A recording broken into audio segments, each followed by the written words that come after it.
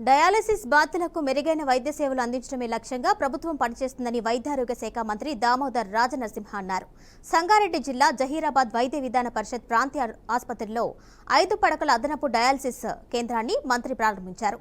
గత పర్యటనలో డయాలసిస్ బాధితులు, వైద్యులు, స్థానిక నాయకులు విజ్ఞప్తి మేరకు అదనపు పడకలను మంజూరు చేసి సేవలను ప్రారంభించినట్లు మంత్రి గుర్తు చేశారు.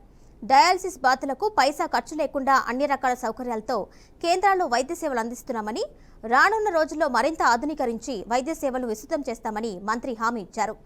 అనంతరం 65వ నెంబర్ జాతీయ రహదారిపై ఉన్న జహీరాబాద్ ప్రాంతీయ ఆసుపత్రిలో త్వరలో బ్లడ్ బ్యాంక్ మంజూరు చేస్తామని మంత్రి ప్రకటించారు.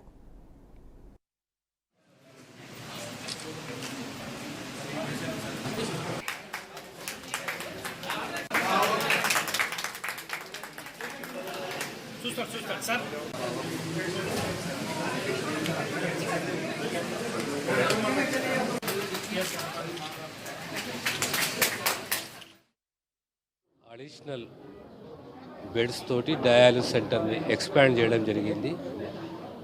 గతంలో ఉన్న 5 లాస్ట్ టైం ఇక్కడ సందర్శించినప్పుడు ఇక్కడ వైద్య సిబ్బందే కానీ, పేషెంట్సే కానీ, నాయకులే కానీ, సార్ మా ప్రాంతానికి ఇంకా ఈ డయాలిసిస్ సెంటర్ ఎక్స్పాండ్ చేయాలి, మాకు అవసరం అని చెప్పి ఆనాడు అడగడం జరిగింది. ఆనాడు కమిట్ చేశాము.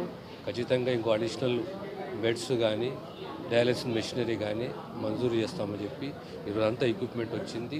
అంతా ఫిట్టింగ్ తర్వాత ఈరోజు ప్రారంభించినాము. ఇంకేదైనా అవసరాలు ఉంటే హాస్పిటల్కి సంబంధించి మన ప్రాంతంలో అన్ని రకాలుగా వైద్య సదుపాయాలను అందించే దిశగా మా కృషి ఉంటుంది, మా ప్రభుత్వ కృషి. ఎక్కడైనా హాస్పిటల్లో మొట్టమొదట కావాల్సింది సిబ్బంది, రెండోది డ్రగ్స్, మూడోది బెడ్స్, నాలుగోది పరికరాలు, 5వది పరిశుభ్రత.